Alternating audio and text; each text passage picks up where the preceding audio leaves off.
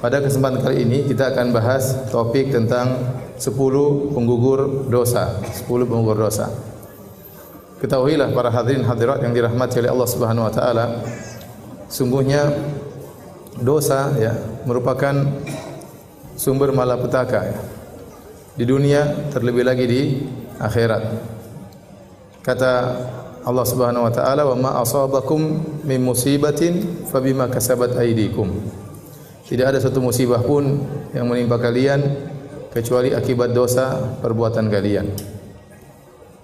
Wa ma asabaka min sayyi'atin famin nafsik. Apa saja musibah yang menimpamu adalah karena dirimu sendiri. Oleh kerana dosa inilah yang menyebabkan Nabi Adam alaihissalam, nenek moyang kita, dikeluarkan dari surga. Seandainya Nabi Adam tidak berdosa, maka dia tidak akan dikeluarkan dari surga. Akan tetapi Allah mentakdirkan dengan hikmah yang Allah kehendaki, sehingga nenek moyang kita Adam dan istrinya Hawa melakukan dosa dan akhirnya dikeluarkan dari surga. Demikian juga dosa-dosa inilah yang menjadikan seorang terhalang untuk masuk surga di kemudian hari. Dia tidak boleh masuk surga kecuali dosa-dosanya telah dibersihkan. Kalau ternyata ditimbang dosa-dosanya lebih berat daripada kebaikannya, maka dia akan masuk neraka. Wa amma man khaffat mawazinuhu fa ummuhu hawiyah. Wa ma adraka ma hiya narun hamiyah. Adapun orang yang timbangan kebaikannya lebih ringan dan lebih berat timbangan dosa-dosanya, maka tempat kembalinya adalah neraka Jahannam. Seorang muslim yang bertauhid, yang tidak melakukan kesyirikan, tetapi dia terjerumus dalam dosa-dosa, ujung-ujungnya dia akan masuk surga selama dia tidak kafir, selama dia tidak musyrik. Tetapi dia harus mampir dulu di neraka Jahannam, karena surga tidak boleh dimasuki oleh orang yang masih ada dosanya. Maka dia akan dibakar di neraka Jahannam sampai waktu yang ditentukan oleh Allah Subhanahu wa taala, kemudian baru dikeluarkan dari neraka, baru masuk surga. Apa yang menghalangi dia masuk surga? Karena dosa-dosa yang dia lakukan. Oleh karenanya penting bagi kita untuk mengenal perkara-perkara apa yang bisa menggugurkan dosa-dosa kita, sehingga tatkala kita bertemu dengan Allah Subhanahu wa taala, maka kita bisa bertemu dengan dosa-dosa yang telah digugurkan, sehingga Allah masukkan kita dalam surga secara langsung. Semoga Allah Subhanahu wa taala masukkan kita semua dalam surganya. Amin ya rabbal alamin. Tema ini sebenarnya saya ambil dari sebuah tulisan yang ditulis oleh Syekhul Islam Ibnu Taimiyah rahimahullahu taala dalam kitabnya Al-Iman atau dalam Majmu' Al-Fatawa jilid 7 halaman 487 sampai halaman 500 sekian. Yang beliau ingin membantah pemahaman yang menyimpang yang menyangka bahwasanya dosa-dosa itu hanya bisa gugur dengan taubat. Selain taubat maka dosa-dosa tidak gugur. Maka beliau ingin menjelaskan bahwasanya ada sebab-sebab yang lain yang bisa membuat seseorang digugurkan dosa-dosanya selain taubat. Maka beliau sebutkan penyebab gugurnya dosa-dosa ada 10 sebab. Ya, saya bacakan perkataan beliau, kemudian kita akan jelaskan satu persatu. Kata beliau rahimahullahu taala, "Qad dallat nususul kitabi wa sunnah ala anna uqubatadz dzunubi tazulu 'anil 'abdi binahwi 'asyrati asbabin." Telah ditunjukkan oleh Al-Qur'an dan sunnah-sunnah Nabi sallallahu alaihi wasallam bahwasanya hukuman terhadap dosa itu bisa hilang dari seorang hamba dengan sekitar 10 sebab. Dengan sekitar 10 sebab. Maka beliau sebutkan satu persatu dan kita akan jelaskan. Ahaduha, sebab yang pertama, at-taubatu adalah bertobat kepada Allah Subhanahu wa taala, wa hadza muttafaqun alaihi bainal muslimin. Dan ini adalah perkara yang disepakati oleh kaum muslimin. Dan Allah Subhanahu wa taala berfirman, "Qul ya ibadiyalladzina asrafu ala anfusihim la taqnatu min rahmatillah, innallaha yaghfiru dzunuba jami'an innahu huwal ghafurur rahim." Katakanlah kepada hamba-hambaku, wahai hamba-hambaku yang berlebih-lebihan dalam melakukan dosa, bukan hanya tenggelam dalam dosa, bahkan israf, berlebih-lebihan dalam melakukan dosa. La taqnatu min rahmatillah. Janganlah kalian putus asa dari rahmat Allah. Sungguhnya Allah Subhanahu wa taala mengampuni seluruh dosa. Innahu huwal ghafurur rahim. Sungguhnya Allah Maha Pengampun lagi Maha Penyayang. Maka seorang dalam menjalani kehidupannya tidak mungkin dia bebas dari dosa. Pasti dia terjerumus dalam dosa. Dan Nabi SAW sudah mengatakan, istaqimu walan tuhsuh. Berusahalah kalian untuk istiqomah dan kalian tidak bakalan mampu. Kalian pasti melakukan dosa. Ya, seorang berusaha lurus, tapi bagaimanapun dia berusaha untuk lurus, dia bukan malaikat, dia bukan para nabi. Dia pasti terjerumus dalam dosa. Ya, tergantung banyak atau sedikit, tapi dia pasti terjerumus dalam dosa. Apalagi kita bicara zaman sekarang, siapa yang mau selamat dari dosa? Zaman sekarang, ya. Zaman now kata orang, ya. Zaman media sosial, ya.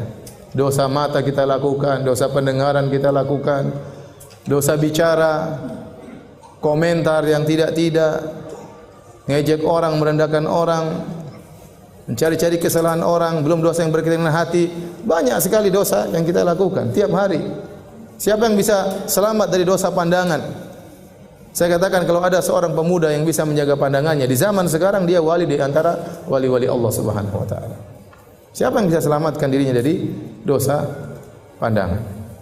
Oleh karenanya, seorang tatkala terjerumus dalam dosa, maka hendaknya dia bertobat kepada Allah Subhanahu wa taala.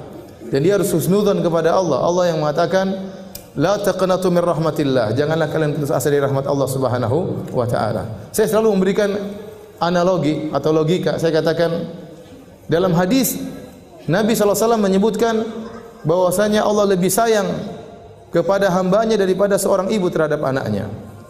Suatu hari Rasulullah SAW bersama para sahabat, tiba-tiba ada seorang ibu yang kehilangan anaknya. Ibu ini mencari-cari anaknya, kehilangan anaknya. Dan kita tahu bagaimana perasaan seorang ibu yang kehilangan anaknya. Karena dalam kondisi perang, dia cari anaknya, akhirnya dia ketemu. Waktu dia ketemu dengan anaknya setelah beberapa saat hilang, tentunya di saat itulah puncak-puncak kasih sayang seorang ibu terhadap anaknya. Apalagi anaknya baru saja hilang. Maka dia langsung dekap anaknya, lalu dia susui anaknya. Dan ini dilihat oleh para sahabat. Maka Nabi berkata kepada para sahabat tatkala ada pemandangan seperti ini, kata Nabi, "Atarawna anna hadhihi talidatun waladaha finnar?" Wahai para sahabatku, apakah menurut kalian wanita ini, ibu ini akan melemparkan anaknya ke dalam api? Tentu tidak ya Rasulullah. Bagaimana dia mau lemparkan anaknya sementara dia sangat sayang sama anaknya? Sementara dia baru cari-cari anaknya, dan tidak ada kasih sayang di alam semesta ini yang paling besar kecuali kasih sayang seperti kasih sayang seorang ibu terhadap anaknya.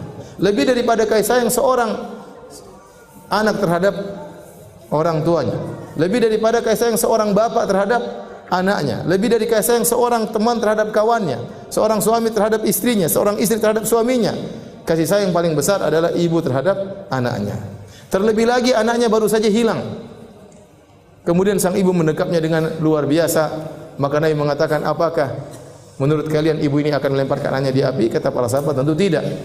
Maka Nabi SAW mengatakan, Lallahu arhamu bi ibadihi min hadhi bi waladiha. Allah lebih sayang kepada hamba-hambanya daripada ibu ini terhadap anaknya.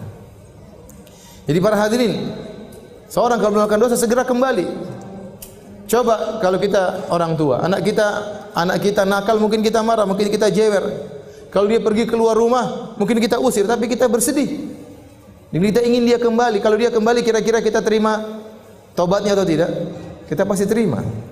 Kita pasti terima, meskipun tadi sudah kita jewer, sudah kita omelin, sudah kita marahin, sudah kita usir bahkan. Tapi kalau dia kembali, namanya seorang ibu pasti akan mendekap anak tersebut. Bisa jadi seorang melakukan dosa, Allah kasih teguran, Allah kasih musibah. Ya. Tapi kalau dia kembali kepada Allah, Allah pasti akan terima taubatnya. Kenapa? Karena Allah lebih sayang kepada sang hamba daripada ibu terhadap anaknya. Jadi seorang tatkala bermuamalah dengan Allah, dia harus husnudzon kepada Allah. Kata Allah dalam hadis qudsi, ana 'inda dhanni 'abdi bi. Sungguhnya aku menurut persangkaan hambaku terhadap diriku. Falyadhunna 'abdi ma syaa. Maka hendaknya sang hambaku berprasangka kepadaku terserah yang dia sukai. In dhanna khairan, kalau dia berprasangka baik, falahu, maka bagi dia kebaikan. Wa in dhanna syarran falahu, kalau dia berprasangka buruk kepadaku, bagi dia keburukan. Maka seorang tatkala melakukan dosa, segera kembali kepada Allah. Karena syaitan akan datang menyatakan, ngapain kau bertobat? Masih banyak dosa-dosamu, nanti kau kembali lagi. Ya, percuma kau bertobat sekarang, itu cuma tobat sambal. Ya. Nanti kau akan ulangi lagi, seakan-akan kau ngejek Allah. Begitu syaitan datang, tapi jangan dengarkan perkataan syaitan. Kita kembali aja. Kalau kita lakukan nanti urusan belakangan, sekarang kita taubat kepada Allah Subhanahu wa taala. Lihat Nabi SAW paling sering bertobat. Nabi SAW paling sering beristighfar. Jadi yang pertama yang bisa menggugurkan dosa adalah taubat. Maka di antara orang yang paling bahagia adalah orang yang dia diberi taufik oleh Allah untuk bertobat sebelum meninggal dunia. Sebelum meninggal dunia. Bisa jadi dia melakukan dosa begitu banyak. Sebelum meninggal dunia dia bertobat, maka seluruh dosa-dosanya akan digugurkan. Lihatlah kisah para penyihir Firaun yang mereka bertahun-tahun jadi penyihir, melakukan kesyirikan. Kemudian tatkala mereka berduel dengan Nabi Musa alaihissalam, ternyata mereka sadar tatkala itu. Faulqiyas saharatu sujada, mereka kemudian sujud kepada Allah Subhanahu wa taala. Qalu amanna bi rabbi Musa wa Harun, bi rabbi Harun wa Musa. Kata mereka, kami beriman kepada Tuhannya Harun dan Tuhannya Musa alaihissalam. Akhirnya Firaun pun marah. Firaun pun membunuh mereka. Mereka beriman cuma sebentar. Tidak sampai satu siang. Tidak mungkin tidak sampai setengah hari. Mereka beriman lantas dibunuh oleh Firaun. Tapi mereka masuk surga. Kenapa? Sebelum meninggal mereka diberi taufik oleh Allah untuk bertobat kepada Allah Subhanahu wa taala. Lihatlah kisah yang disebut oleh Nabi tentang pembunuh 100 nyawa. Setelah dia membunuh 99 nyawa, kemudian dia ingin bertobat, dalam hatinya ingin bertobat. Dan demikian para pelaku maksiat. Terkadang dalam hatinya ingin apa? Bertobat. Padahal dia sudah bergelimang dalam kemaksiatan. Ya. Saya tanya sama antum, sama ibu-ibu sekalian, bapak-bapak. Membunuh orang dosanya lebih besar atau makan riba? Membunuh orang dosanya lebih besar. Jadi dia bukan bunuh satu orang, dia bunuh 99 orang. Lebih besar mana dosanya, berzina atau membunuh orang? Membunuh orang lebih besar dosanya. Apalagi bukan satu orang, dia bunuh 99 orang. Dia ini orangnya sangat emosional, temperamental. Maka dia mencari seorang alim untuk ditanya. Ternyata dia bertemu dengan seorang yang ahli ibadah. Dia bertanya, wahai ahli ibadah, saya sudah membunuh 99 orang. Apakah dosa saya masih bisa diterima tobatnya? Masih bisa diampuni? Maka ahli ibadah ini, dia berfatwa tanpa ilmu. Dia berfatwa pakai perasaan dia. Ini orang sudah kejam dan sadis, 99 orang sudah dia bunuh. Kata dia tidak bakalan diterima. Akhirnya orang ini jengkel, dibunuhlah ahli ibadah tadi. Sekalian 100. Berarti menunjukkan dia temperamental. Gara-gara dengar fatwa salah, dia jengkel, dia bunuh sekalian. 100 orang dia bunuh. Maka dia cari lagi orang yang alim. Ketemulah orang alim. Maka ditanya sama orang alim tersebut, apakah saya masih bisa terima taubatnya setelah membunuh 100 nyawa? Kata orang alim tersebut, masih bisa. Tapi pergilah engkau ke negeri yang lain. Beribadahlah kepada Allah dengan penduduk negeri di situ. Ini orang alim, berfatwa dengan ilmu, bukan dengan perasaan. Dan dia kasih solusi, kalau kau ingin bertaubat, tinggalkanlah masa lalumu. Tinggalkanlah kampungmu yang bisa membuat engkau mengingat kembali dosa-dosamu. Pergilah cari komunitas baru. Beribadahlah kepada Allah dengan mereka di sana. Maka orang ini pun berjalan menuju kampung yang lain. Di tengah perjalanan dia meninggal. Dia belum sempat beribadah kepada Allah, tapi dia sudah berjalan menuju kampung tersebut. Ternyata dia meninggal di tengah jalan. Ternyata dia masuk apa? Surga. Jadi jangan putus-putus kita bertobat kepada Allah Subhanahu wa taala. Kita di jalan kita bertobat kepada Allah Subhanahu wa taala. Rabbighfirli wa tub alayya innaka anta tawwabur rahim. Kalau kita habis wudu kita berdoa, Allahumma ja'alni minat tawwabina wa ja'alni minal mutatahhirin. Ya Allah, jadikanlah termasuk orang-orang yang suka bertobat. Allah berfirman, innallaha yuhibbut tawwabin. Sungguhnya Allah mencintai hamba-hamba yang suka bertaubat. Di antara nama-nama Allah At-Tawwab, yaitu zat yang maha menerima taubat seorang hamba. Maka seringlah bertobat. Kita tidak tahu kapan nyawa kita diambil oleh Allah Subhanahu wa taala. Ya. Betapa banyak orang mau bertobat dia tunda-tunda. Sebelum dia bertobat ternyata dia meninggal dunia. Sebenarnya mengatakan kapan bertobat? Nantilah kalau sudah umur 60 baru saya bertobat. Baru umur 25 sudah tewas. Jadwalnya masih jauh. Kapan kamu bertobat? Nanti kalau sudah pensiun. Sebelum pensiun sudah dipanggil oleh Allah Subhanahu wa taala. Taib. Terlalu banyak dalil yang menunjukkan Allah Maha menerima taubat. Di antaranya Allah berfirman, "Alam ya'lamu anna Allah huwa yaqbalu taubata an ibadihi." Tidakkah mereka ketahui bahwasanya Allah menerima taubat dari hamba-hambanya? Dalam ayat yang lain, "Wa huwa alladhi yaqbalu taubata an ibadihi wa ya'fu anis sayyi'at." Dialah Allah yang menerima taubat dari hamba-hambanya dan maafkan kesalahan-kesalahan. Dan ayat-ayat seperti ini sangat banyak. Ya. Taib. Ini sebab pertama, mau dibahas tentang masalah taubat tentunya sangat panjang, tapi ini bukan poin kita ya. Kita ingin bahas 10 sebab. Sebab pertama adalah bertobat kepada Allah Subhanahu wa taala. Sebab kedua adalah istighfar. Apa bedanya istighfar dengan taubat? Istighfar dalam bahasa Arab adalah dari istaghfara, artinya talabul maghfirah. Istaf'ala, wazan istaf'ala dalam bahasa Arab artinya talabu syai', meminta sesuatu. Istaghfara yastaghfiru istighfaran, artinya talabul maghfirah, meminta maghfirah. Apa itu maghfirah? Maghfirah dalam bahasa Arab diambil dari kalimat mikfar. Apa itu mikfar? Mikfar adalah penutup kepala yang digunakan oleh orang yang sedang berperang, semacam helm yang digunakan di kepala, dan fungsinya adalah untuk menutup kepala, fungsi pertama. Fungsi kedua adalah untuk mencegah kalau ada pedang yang menghantam kepalanya. Itu disebut dengan mikfar. Oleh karenanya tidak semua penutup kepala disebut mikfar. Contoh, sorban tidak disebut dengan mikfar meskipun dia menutupi tapi dia tidak melindungi. Contoh, songkok tidak disebut dengan mikfar meskipun dia menutupi tapi dia tidak melindungi. Yang disebut dengan mikfar semacam helm yang dipakai oleh prajurit, itulah yang disebut dengan mikfar. Dan Nabi SAW waktu berperang dia menggunakan mikfar. Jadi itulah makna maghfirah. Kata Al-Imam Ibnu Qayyim rahimahullahu taala, tatkala seorang mengatakan astaghfirullah, maksudnya ya Allah aku mohon kepada Engkau maghfirah. Itu dua yang aku minta. Ya Allah tutuplah aku dan lindungilah aku. Apa maksudnya tutuplah aku? Tutuplah aib-aibku. Tutuplah dosa-dosa aku. Jangan kau bongkar aib-aibku di hadapan manusia.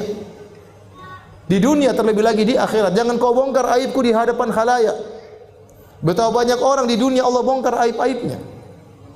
Dan betapa banyak orang di akhirat Allah bongkar aib-aibnya. Sebagian orang aibnya di dunia tertutup, di akhirat Allah bongkar aibnya. Sebagian orang di dunia aibnya dibongkar, di akhirat lebih lagi dibongkar. Sebagian orang aibnya di dunia tertutup, di akhirat juga tertutup. Makanya di antara doa yang kita baca pagi dan petang, Allahumma astur aurati wa amin rawati. Ya Allah tutuplah auratku, tutuplah aib-aibku, tutuplah dosa-dosaku. Ya Sittir, wahai zat yang maha menutup dosa-dosa. Minta kepada Allah. Di antara makna astaghfirullah artinya ya Allah tutuplah aib-aibku. Tutuplah dosa-dosaku. Kita ini melakukan dosa. Kalau Allah bongkar dosa-dosa kita, enggak ada yang mau duduk sama kita. Enggak ada yang mau bergaul sama kita. Enggak ada yang mau ketawa ketiwi sama kita. Kalau dosa-dosa kita dibongkar oleh Allah Subhanahu wa taala. Makanya Muhammad bin Wasi' berkata rahimahullahu taala, "Lau kana lidzunubi rihun ma jalasa ilayya ahad."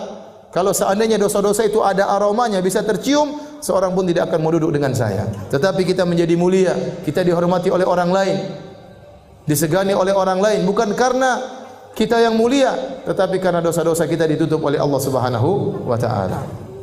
Oleh karena seorang banyak mengucapkan astaghfirullah, astaghfirullah. Kemudian saya minta kepada Engkau yang kedua, yaitu perlindungan. Artinya ya Allah janganlah kau jadikan dosa yang aku lakukan ini berdampak buruk kepada aku. Karena dosa itu pasti ada dampak buruknya. Pasti ada dampak buruknya. Maka tatkala seorang perbanyak istighfar, maka dampak buruk tadi tidak jadi. Bahkan sebagian salaf mengatakan, demi Allah saya mengetahui dampak dari maksiatku pada kendaraanku dan pada pembantuku. Dia tahu, oh ini tadi saya maksiat makanya terjadi seperti ini. Seorang bisa jadi gara-gara dia maksiat, kelakuan suaminya berubah. Mulai tidak cinta sama dia, mulai kasar sama dia. Jadi seorang laki bermaksiat, akhirnya kelakuan istrinya berubah atau kelakuan anak-anaknya berubah. Dampak maksiat. Oleh karenanya makna istighfar, ya Allah aku mohon kepada Engkau tutup aib-aibku. Yang kedua, jauhkan aku dari dampak maksiat tersebut. Maka sungguh beruntung orang yang banyak istighfar. Kata Nabi SAW, tuba liman wajada fi sahifatihi istighfaran katsiran. Sungguh beruntung orang yang mendapati dalam catatan amalnya banyak istighfar. Sekarang ini ibu-ibu, ya, banyak waktu kita terbuang, Bapak-bapak sekalian. Saya kalau di Arab Saudi saya sering lihat ada tulisan imla awqatak bil istighfar. Kita lagi ngantri ada tulisan isi detik-detikmu dengan istighfar. Kita kalau di Saudi kita jalan dari Mekah ke Madinah, di tengah-tengah ada tulisan subhanallah. Di tengah tulisan alhamdulillah. Kenapa orang yang bersafar agar ingat kepada Allah kemudian dia berzikir di tengah jalan.